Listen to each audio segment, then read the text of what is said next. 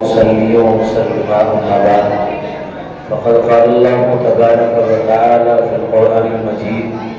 أعوذ بالله من الشيطان الرجيم بسم الله الرحمن الرحيم قل هل يستوي الذين يعلمون والذين لا يعلمون صدق الله العظيم. لائق صد احترام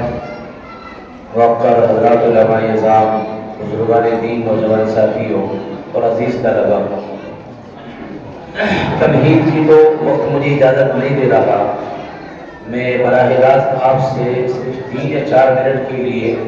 آپ سے گفتگو کر رہا ہوں. دیکھیے، اس وقت میں یہاں علماء کا مجمع ہے، یعنی علماء اجلس پر ہے، اور علماء کے ساتھ ساتھ یہاں جو پڑھنے والے طلباء ہیں، ان کے جو سرپرست ہیں، ان کے ذمہ داران ہیں، کوئی والد کی شکل میں ہے، کوئی دادا کی شکل میں ہے، کوئی بھائی کی شکل میں ہے، بہرحال وہ یہاں موجود ہیں. تو حضرات علماء اعظام، بڑے بڑے شخصیتیں اسٹیج پر جلوہ فروز ہے. میں تو اس لائق نہیں کہ میں بہت کچھ آپ سے کہوں، لیکن حضرت قاری صاحب کا مجھے حکم ہوا ہے تو میں آپ کے درمیان 2-3 منٹ کے لیے حاضر ہوا ہوں. بس عرض مجھے یہ کرنا ہے کہ جو طلباء ہیں، ان کے جو ذمہ داران ہیں، ان سے میں مخاطب ہوں. آپ نے اس ادارے کا انتخاب کر رکھا ہے اپنے طلباء کے لیے اور اپنے بچوں کے لیے. یقیناً بہت قابل ستائش بھی ہیں آپ تمام حضرات. ادارے تو بہت چل رہے ہیں اور الحمدللہ سب میں کام بھی ہو رہا ہے. تمام مدارس کسی نہ کسی کام میں لگے ہوئے ہیں اور بہت کچھ کام کر رہے ہیں. لیکن کچھ ادارے ایسے ہوتے ہیں جو امتیازی حیثیت کے حامل ہوتے ہیں. جب ہم لونی کا سروے کرتے ہیں اور لونی کی سرزمین پر گھومتے ہیں اور چاروں طرف جاتے ہیں، تو میں سمجھتا ہوں اس لائن میں ایک تو ادارہ وہ ہے جو مستقلاً دینی تعلیم پر محنت اور کوشش کر رہا ہے، لیکن بعض ادارے وہ ہیں جو دینی تعلیم کے ساتھ ساتھ عصری تعلیم کے اوپر بھی محنت کر رہا ہے. تو بہت دور تک نظر دوڑانے کے بعد یہ ادارہ جس میں آپ بیٹھے ہوئے ہیں، جس روح رواں جناب حضرت قاری محمد فرمان صاحب حفظہ اللہ تعالیٰ ہے، ان کی نگرانی میں جو ادارہ چل رہا ہے، اور ان کے ہم نوا، ان کے ساتھی اساتذہ کرام جو قاری صاحب نے بہت دیر سے کہہ رہے ہیں کہ ہمارے تمام اساتذہ بہت مشفق ہیں اور بڑی محنت کر رہے ہیں. بارہا میرا اس ادارے میں آنا ہوتا ہے، امتحان کے موقع پر بھی اور غیر امتحان کے موقع پر بھی. یقیناً یہ ہے کہ جب تاثرات لکھے جاتے ہیں اور جب رجسٹر ہمارے ہاتھ میں حضرت قاری صاحب دیتے ہیں، تو میں بلا مبالغہ کہہ رہا ہوں، ہمارا کلام، ہمارا قلم جب لکھنے کے لیے ہم کوشش کرتے ہیں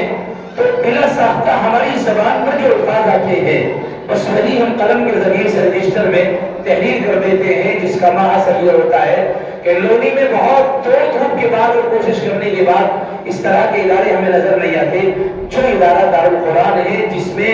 محنت اور کوشش ہو رہی ہے، یہی وجہ ہے کہ جس بستی میں رہ رہا ہوں فی الوقت، میں نے تقریباً وہاں سے 5 یا 6 طالب علم ہوئے ہیں جو حضرت قاری صاحب کی ذمہ داری میں چھوڑے، صرف اس بنیاد پر کہ آج کل جو ماحول ہے اور جو وقت اور جو عصر حاضر تقاضا کر رہا ہے، وہ یہ تقاضا کر رہا ہے کہ جہاں ہمارے بچے ایک طرف حافظ قرآن ہو، ہمارے بچے ایک طرف عالم ہو، وہی دور حاضر یہ بھی تقاضا کر رہا ہے کہ ہمارا بچہ حافظ قرآن کے ہونے کے ساتھ ساتھ ہمارا بچہ ہائی اسکول ہو، ہمارا بچہ انٹر اور 12 میں بہترین اعلیٰ نمبرات سے کامیاب ہو. ہمارا بچہ جہاں حافظ قرآن ہے، وہیں وہ IAS کی تیاری بھی کر رہا ہو، وہیں وہ انجینئرنگ کی تیاری بھی کر رہا ہو، اور وہ کسی ادارے کے لیے آفیسر بننے کے لیے تیاری کر رہا ہو. یہ اسی وقت ہو سکتا ہے جب ہم اپنے بچے کو عصری تعلیم سے آشنا کرائیں. لیکن چونکہ عصری تعلیم جو دنیاوی تعلیمیں ہیں، بہت سارے اسٹوڈنٹس ہیں، آپ دیکھتے ہیں پورے لونی میں،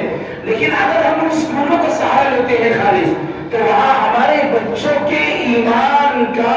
باقی رہنا یہ بھی بڑا مشکل مرحلہ اور بہت مشکل مسئلہ ہے. جن کے بچے جاتے ہیں وہ سمجھتے ہیں صبح میں ان کے ساتھ میں کیا حالات پیش کیے جاتے ہیں، اور چھٹی کے وقت میں ان کو کس چیز کی تاکید کی جاتی ہے، موقع نہیں ہے تفسیر کا. لیکن ان اداروں میں اور ان کالجز میں اپنے بچوں کا ایڈمیشن کرانا گویا کہ اپنے بچوں کے ایمان کو ختم کرنا ہے. تو عصری تعلیم کے لیے ہمیں کسی ایسے ادارے کا انتخاب کرنا ہوگا کہ جہاں ہمارا بچہ اگر وہ 5 یا 6 یا 7 ایک کلاس تک جاتا ہے تو کم از کم دینی ماحول میں پہنچ جائے، جہاں ہمارے بچے کا ایمان بھی باقی رہے، عقائد بھی درست رہے اور ہمارا سے روشناس ہو جائے. تو آپ بہت قابل مبارکباد ہیں کہ آپ نے ایسے ادارے کا انتخاب کر رکھا ہے کہ یقیناً کل جب یہ بچے آپ کے پاس پہنچیں گے فارغ ہو کر کے تو ان بچوں کے سامنے دونوں راستے ہیں. چاہے تو یہ آگے کے لیے عالمیت کے